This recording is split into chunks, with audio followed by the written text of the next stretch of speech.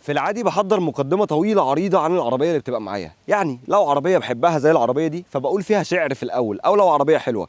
لو عربيه مش حلوه فيها عيوب كتير فبقول فيها عيبين كده في الاول علشان اشدك وتفضل مكمل معايا الفيديو لغايه الاخر.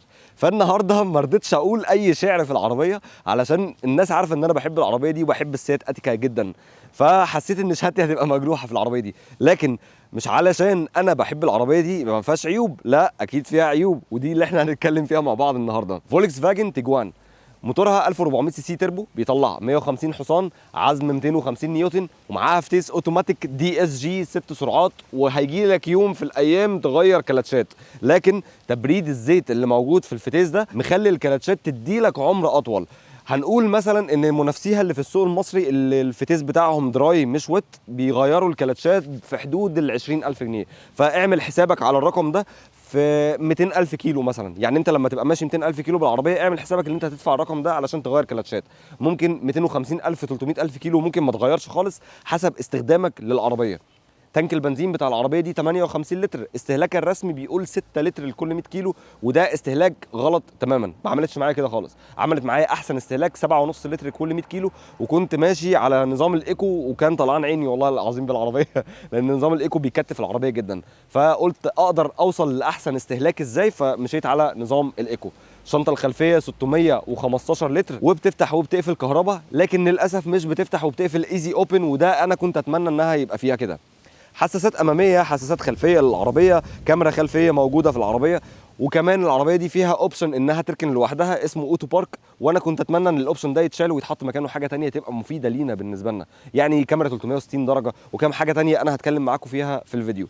الفوانيس بتاعت العربيه دي الاضاءه بتاعتها اسمها اي كيو لايت. الاي كيو لايت ده يعني اكتر نظام متطور من فولكس فاجن، والاضاءه دي بتتكيف على حسب انت ماشي على الطريق عامل ازاي. يعني لو في حد قدامك وهي حست ان في حد فهي بتنزل الاضاءه شويه، زائد ان في لمبه في الفانوس هنا بتخليك اللي انت لو جاي يمين او جاي شمال الاضاءه بتيجي معاك يمين وشمال، وفي لمبه صغيره بتروح منوره كشفالك الحته دي علشان انت تدخل في الحته اللي انت عايزها. وزن العربيه بيلعب في حدود ال 1500 كيلو. عوامل الامان اي بي اس، اي بي دي، تراكشن كنترول، اتش اي سي، كل حاجه بثلاث حروف موجوده في العربيه، ومعاها 8 ايرباج. وكنت اتمنى ان العربيه دي يبقى فيها لين اسيست، كنت اتمنى ان يبقى فيها ترافيك ساين ريكوجنيشن، كنت اتمنى يبقى فيها حاجات كتير جدا جدا، لان انا لقيت عوامل امان افضل من اللي موجوده عندي هنا في عربيات اقل منها سعريا والعربيات الكهرباء اللي انا بجربها. لكن خلينا نشوف الاوبشنز اللي موجود في العربيه، خلينا نشوف عوامل الامان، نشوف ايه عيوبها وايه مميزاتها. وقبل ما نبدا الفيديو ده، هو برعايه كربون كليننج ايجيبت، وكربون كليننج ده هو جهاز امريكي لتنظيف عربيتك من الكربون، والكربون ده بيترصد على الصمامات وعلى وش السلندر وبيكتم العربيه جدا، وبيسد علب البيئه في معظم العربيات، وبيبوظ حساس الشكمان. والسبب ان انت بتحط بنزين من محطات رديئه وبتهمل الصيانات احيانا. انزلوا تحت في الديسكربشن لو انت على يوتيوب هتلاقي فيديو كنت عامله بشرح فيه بطريقه علميه جدا ايه اللي بيتم في العربيه وايه الفايده من تنظيف الكربون او تنظيف العربيه بالهيدروجين. ولو انت على فيسبوك انزل تحت هتلاقي في اول كومنت الفيديو، واعمل لايك الفيديو ده قبل ما نبدا، واعمل اشتراك للقناه لو انت على يوتيوب، ومتابعه من فوق لو انت على فيسبوك. ويلا بينا نبدا. انا عمرو حافظ ودي فولكس فاجن تيجوان، يلا بينا. ده شكل العربيه من قدام. لو جينا ناحيه الباب هنا في امبيانت لايت خفيف جدا بتقدر تتحكم منه او تغير الالوان على الشاشه اللي موجوده هنا. هنا ده رابر او جزء ده طري شويه كده، وهنا جلد وهنا جلد، وتحت فيه موكيت، وهنا ده اللي بيفتح الشنطه الكهرباء وبيقفلها تمام. وطبعا هنا المرايات الضم وبتاع والازاز والكلام ده. لو جينا هنا ده مكان 3 وضعيات سواقه، وعندك هنا الكرسي ده كهرباء، وهنا في لمبر سبورت او داعم قطنيه، والكرسي الناحيه الثانيه كهرباء برده، وفي 3 وضعيات سواقه، ودي حاجه كويسه بصراحه. الكرسي ده بقى انا عايز اتغزل فيه شويه بصراحه، هو كويس جدا جدا ومريح ومش بيحسسك باي نقر او شوارع مكسره او مطبات او الكلام ده خالص. وادي شكل العربيه. تعالوا كده ندخل جوه. لو جينا على الشمال هنا ده اللي بيفتح الهيد اب ديسبلاي اللي هي اللي قدام. تعالوا كده افتحها لكم. بتدوس عليها كده بيفتح كده. هنا بيجيب لك مثلا السرعه، بيجيب لك انت مكونكت على البلوتوث مثلا بتاع العربيه. شايفين زي ما مكتوب هنا، مكتوب 0 كيلومتر تمام. الاوبشنز اللي فيها مش حلوه قوي. في اوبشن كمان في العربيه او في الكرسي اللي انا قاعد عليه. انا دلوقتي اول ما قعدت راح جايب الكرسي على قعدتي انا، على قعده اخر حاجه انا عاملها اللي هي الوضعيه رقم 3 تمام. لما باجي انزل بصوا رجع ورا شويه. دي خاصيه اسمها ايزي انتري او ايزي اكزيت درايفر. ايزي اكزيت درايفر. لما انت بتظبط الكرسي على وضعيه معينه ولما بتيجي تنزل بيروح مرجع لك الكرسي خالص علشان تعرف تنزل ويبقى النزول بالنسبه لك سهل. الموضوع ده عامه في معظم العربيات اللي هي بتبقى واخده الطابع الالماني. طيب شكل الطاره رياضي جدا، علامه الار اللي موجوده هنا، علامه الفي دبليو اللي هي اللي مش بارزه خالص. كل الكلام ده تاتش، ده تاتش. تمام، عايز تعمل كده بص ثانيه كده ادور لك. هنشغل مثلا اي حاجه في الميديا هنا، سامع الصوت؟ تك تك. هو تاتش على فكره، ها؟ مش زرار. الجزء ده تاتش والجزء ده تاتش.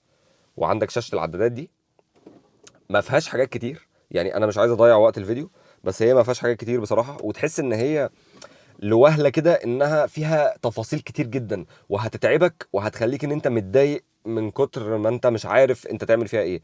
لكن هي سهله جدا وبسيطه، هتاخد منك في حدود الساعه مثلا علشان تفهم كل حاجه. هنا انت ممكن تغير البنزين اللي معاك مثلا يمشيني 420 كيلو، ممكن اغيرها من هنا. بص كده، الفيكل ستاتس، التليفون، الميديا. تمام، عايز اعمل كروز كنترول ولا لا. حلو كده، الموضوع سهل سهل جدا. عايز ايه؟ السبيد ولا درجه حراره الزيت ولا التريب ولا الايكونومي، ولا هات كده الاوفر فيو دي. بيجيب لك مثلا انت مشيت استهلاك بنزين قد ايه اخر رحله. تمام، نخليها على السبيد بتبقى الطف. بس ما فيهوش حاجات كتير. متضايق بصراحه، متضايق ان هو ما بيتغيرش الشكل ده. مش زي عربيات تانية، مش زي الكودياك مثلا. الكودياك بيتغير الشكل اللي عندك هنا، العدادات الديجيتال دي. بس هي بتأدي الغرض، هي مش وحشه تماما. طيب جينا هنا للعربيه، تعالوا كده نبعد بالكاميرا. كل ده مش جلد، كل ده خامه نظيفه بس مش جلد. تمام، ملمسها طري كويس مش وحش، مستوى التقفيل حلو في العربيه. الحاجه الوحيده اللي ضايقتني هي فتحه السقف البانوراما، بتعمل اصوات على السرعات العاليه. الحته دي بالذات بتعمل اصوات، فدي بصراحه حاجه مضايقاني. لو جينا للشاشه، تعالوا كده نفتحها. دي اللي احنا مركبينها، دي سكرين بروتكتور علشان تحميها من التبصين ومن الخدوش. ثانيه كده، تعالوا نفتح مثلا منيو. عندك الراديو، التليفون، الساوند، كل الحاجات اللي هي اللي ما اختلفتش عن اي عربيه دي. تعال نبص على فيكل. التاير بريشر مونيتور اللي هو حساس ضغط الاطارات. ندوس على سيتنجز. الاي اس سي او الالكترونيك ستابيليتي كنترول، بتفتحه وبتقفله. التايرز، التاير بريشر، اللايتنج، الباركنج. العربيه دي على فكره فيها اوتو باركنج، هي بتركن لوحدها من الزرار ده اهو. الامبينت لايت، انت بتتحكم في الانوار اللي عندك هنا، شوف اللون اللي انت عايزه. تمام، المرايات بقى والاوبن والكلوز وبتاع، وكل الحاجات اللي هي ما اختلفتش عن اي عربيه دي. مش عايز اضيع لكم وقت الفيديو ونقعد نشرح في حاجات كتير، بس لو في اوبشن مهم ممكن اتكلم عنه ثانيه كده. طبعا ده اللغه وكل الحاجات المعروفه دي. طيب هي ما فيهاش حاجات كتير عموما، فانا مش عايز اضيع الوقت على الفاضي. لو نزلنا تحت هنا، وحده التحكم بتاع التكييف، دي سخانات كراسي. ده سخان للكرسي اللي عندي، وده سخان للكرسي التاني اللي هنا. كل الجزء ده تاتش. تمام، بصراحه جميل جدا جدا. يعني الداشبورد الصغيره بتاعت التكييف دي حكايه بصراحه. حتى انت تقدر تظبط الايه التكييف كده، بص كده، حكايه. لا جميله جميله بصراحه. وهنا دي المروحه، انا عايز اظبط المروحه على درجه عاليه بروح اعمل كده. تمام، لذيذه جدا جدا بصراحه. عايز تظبطها هنا بتروح دايس منيو، بتروح طالعه لك هنا. لو انت يعني مالكش في الكلام ده بتظبط بقى اللي انت عايزه من هنا. الاير كير ده بينظف لك الهواء او بينقي الهواء اللي موجود في العربيه. لو انت حسيت ان الدنيا مش احسن حاجه في العربيه فهو بينظف لك الدنيا كده. كنت اتمنى ان هنا يبقى فيه شاحن وايرلس للموبايل، بس للاسف مفيش. العربيه دي ناقصها كام اوبشن كده، انا بصراحه مضايقني جدا وهتكلم عنه. لو جينا هنا، ده شكل الفتيس بتاع العربيه. الفتيس ده اوتوماتيك دي اس جي 6 سرعات، وده الهاند بريك بتاع الكهرباء، وده اوتو هولد، وده المود. هنا في 4 انظمه سواقه: ايكو، نورمال، سبورت، وكاستوم، اللي انت ممكن تعملها بمزاجك انت. تمام، وده حساس الركن الامامي. في العربيه دي فيها حساس ركن امامي وخلفي. نرجع ورا هنا، دي مساحتين تخزين، بتكستمايز الكوبايات زي ما انت عايز كده من هنا. تمام، منظرها شيك بصراحه. مفيش اي جزء مضايقني او اي حاجه مضايقاني من التقفيل من هنا من الجنب ده. ودي مساحه تخزين كافيه مش وحشه. وده اخيرا منظر العربيه من قدام. بصوا عليها كده بصه تانية، شوف ايه رايك في العربيه. ايه الاوبشن اللي انت شايفه ان العربيه دي كانت تبقى محتاجاه. انا بصراحه في كام حاجه كده هتكلم معاكم فيها، زائد النضاره. مفيش جراب نضاره للعربيه هنا. حاجات بسيطه جدا على فكره يا جماعه، يعني تفاصيل بسيطه والله، مش هيخسروا حاجه صدقوني والله مش هيخسروا حاجه، بس علشان الواحد يبقى راكب عربيه واخد فعلا فيها كل حاجه، فمش عارف ليه بصراحه.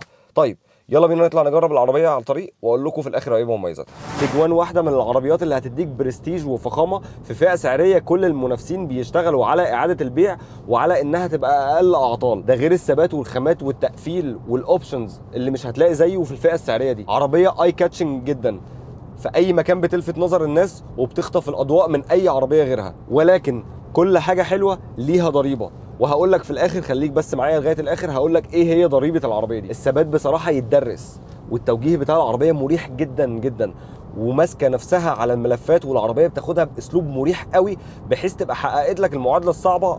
وبيني وبينك دي اكتر عربيه استريحت فيها بعد سرعه ال 200 وما كنتش حاسس بجسم العربيه خالص في الفئه السعريه بتاعه الاس يو في. مستوى الراحه مميز قوي قوي في العربيه دي، وهتحس انها شايلاك من على الارض شيل، ومن النوع اللي تحب تركبها ليل نهار، عايز تنزل بيها اي مشاوير، تعمل بيها مشاوير كل يوم. العربيه في المدينه مش متعبه تماما. انا في 3 ايام تجربه للعربيه دي انا عامل بيها اكتر من 500 كيلو، لان العربيه مريحه قوي قوي قوي في المدينه، وعربيه ممتازه في سواقتها، مريحه ولذيذه في سواقتها. عربيه تحس ان هي كوري كده في نفسها، كوري جوه المدينه والماني قوي على الطريق.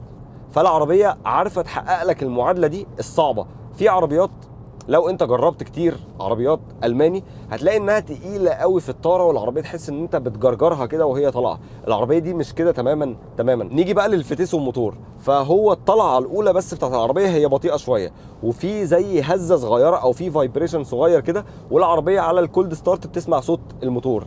لكن الفتيس روحه طويله جدا جدا جدا على السرعات، بيستهلك بنزين قليل لو انت قدرت تفهمه وقدرت تفهم هو بيأدي مع العربيه او مع الموتور بشكل عامل ازاي. العربيه لغايه سرعه ال 140 وال 145 الار بي ام بيبقى تحت 3، فالفتيس مريح الموتور جدا جدا جدا، ومش هتلاقي منه اي مشاكل ولا هتبقى سامع له صوت خالص. التكييف ممتاز، عزل الاصوات الخارجيه حلو جدا، عزل الحراره محترم جدا جدا. في بس حاجه عايز اقول لك عليها، الميكانيزم بتاعت فتحه السقف عماله قاعده بتعمل صوت من ساعه ما انا خدت العربيه دي، ففي عيب تقفيل في العربيه دي. ولما سالت لقيت فعلا ان معظم الناس اللي معاها موديلات 21 اشتكت من الموضوع ده، فيا ريتها تيجي على عيوب تقفيل، بس الموضوع ده مش مقبول تماما. دي عربيه ب 660 الف جنيه، فاتمنى ان توكيل مصر يصلح النقطه دي. العفشه لا هي عارفه تبقى مريحه قوي ولا عارفه تبقى رياضيه قوي، لكن انت بتحس بكل الطريق، بتحس بالمطبات وبتحس بكل حاجه. ولكن ممكن يكون الموضوع ده بسبب الجنط ال 19 اللي موجود والكاوتش اللو بروفايل، الكاوتش بتاعه ده على 45، فال 45 ده بيحسسك بكل حاجه في الطريق، وبتبقى حرفيا قاعد متضايق في العربيه. العربيه ما بتبقاش احسن حاجه خالص في العفشه وما بتبقاش مريحه تماما. فراملها قويه جدا، ما حسيتش باي مشكله ولا في اي حاجه ضايقتني. اختبارات الامان بتاعه اليورو انكاب، العربيه دي خدت 5 نجوم امان، لكن دي نسخه بتاعه 2016 وخدت 96% حمايه بالغين و84% حمايه اطفال. ويلا بينا نطلع نشوف التسارع من 0 ل 100 في كام ثانيه، وبعد كده نقف نتكلم عن عيوب ومميزات العربيه دي والخلاصه فيها. يلا بينا. طيب يا جماعه يلا بينا نجرب التسارع بتاع العربيه. هي على السبورت تمام، وهنا طبعا كيلومترات، وانا قفلت لكم التراكشن كنترول. يلا بينا واحده واحده. بطيئه في الاول قوي،